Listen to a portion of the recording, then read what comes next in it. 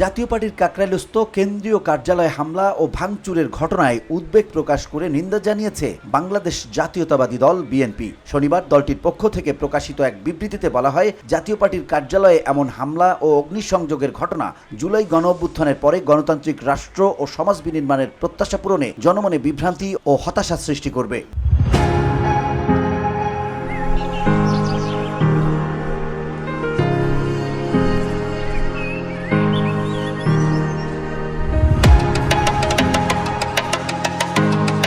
বিএনপির পক্ষ থেকে বিবৃতিটি স্বাক্ষর করেন দলটির সিনিয়র যুগ্ম মহাসচিব রুহুল কবির রিজভী। বিবৃতিতে আরও বলা হয়, এটি গণতন্ত্র ও জুলাই চেতনার সঙ্গে সাংঘর্ষিক। ভিন্ন মত থাকতে পারে, কিন্তু শক্তি প্রয়োগের মাধ্যমে মত প্রকাশের স্বাধীনতাকে বাধা দেয়াই স্বৈরাচারী মনোভাবেরই বহিঃপ্রকাশ।